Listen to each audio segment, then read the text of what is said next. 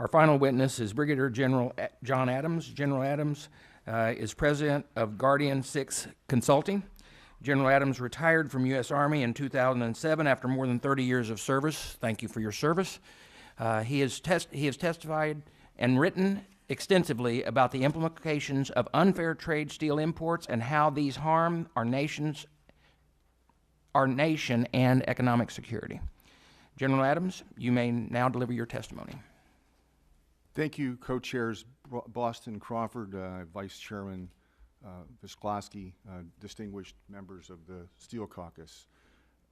As a 30-year veteran of the United States Army with a background in aviation, strategy, and intelligence, and as the lead author of the 2013 study of the U.S. Defense Industrial Base, Remaking American Security, my view of the steel industry is through the lens of our national security requirements.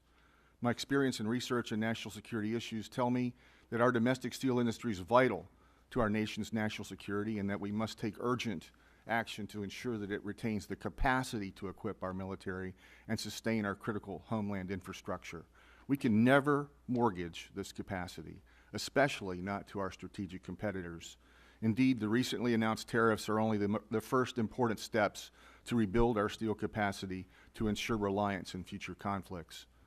Reliance on foreign sources of steel, especially from strategic competitors, results in uncertain supply for critical national requirements, especially in a crisis.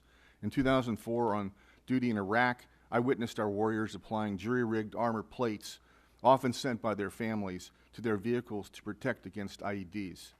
When DoD asked foreign suppliers to up-armor American vehicles, the foreign suppliers put our requirements in their months-long queue for orders. Only American steel companies subject to rated orders scheduled in weeks rather than months supplied the armor plate for our up-armored vehicles that protected our warriors from IEDs. I'd like to make three major points. First, our nation's security rests on a military equipped with the technology, weapon systems, and platforms needed to protect our nation, supplemented with logistical and critical infrastructure.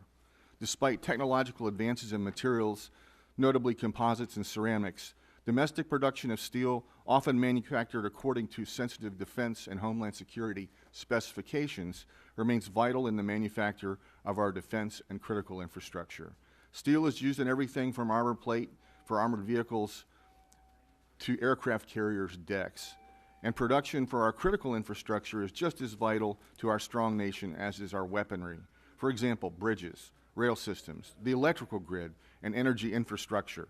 A healthy domestic steel sector, from raw iron that is mined in places like the Marquette Iron Range in Michigan and the Iron Range in Minnesota, and scrap suppliers nationwide, to inputs sensitive to steelmaking demand, including coke produced from metallurgical coal in places like West Virginia and Kentucky, to raw steel production and finishing stages in many states, is critical to sustaining the quality and quantity of capabilities to preserve our national security. Second, while only a small percentage of domestic steel production is geared towards traditional defense purposes, U.S. steel manufacturers must remain commercially viable to innovate and produce the unique defense products that meet military specifications. It is a myth that steel will always be available for U.S. defense requirements. Domestic steelmakers' health depends on the health of their commercial sectors. Conversely, the overall health of domestic steelmakers is not contingent on defense production. In our market economy, this means that our steel industry must attract investment and remain profitable. We must also remember that our military advantage depends upon preserving not only our production capacity, but retaining the research and development, engineering, and human capital needed to develop and produce the next generation advanced steel and composites. To remain ahead of our strategic competitors, we must constantly improve the quality of our steel to remain the most advanced in the world. Third, if we can't make our most sensitive weapons and equipment in America, we simply can't defend our country. We cannot allow our strategic competitors access to our most sensitive military specifications, nor can we risk them providing components or materials for our advanced defense systems. For example, we make the steel for our submarine hulls in America according to sensitive military specifications, so our submarines can dive deeper than any other countries. We can't afford to outsource this military capability to another country, especially not to our strategic competitors. We can't risk them providing us or outmatching us or providing us substandard components for such important capabilities as the ability for our submarines to dive deeper than Chinese submarines. And as China expands its global presence, a situation in which China exercises global market control is all the more alarming. I was among numerous retired generals and flag officers who appealed last September to the administration to act on the Section 232 investigation by adjusting steel imports, and we applaud the resulting tariffs. However, we must realize that protecting our defense industrial base, and notably for this context, steel, requires continuous vigilance and action at all levels of government.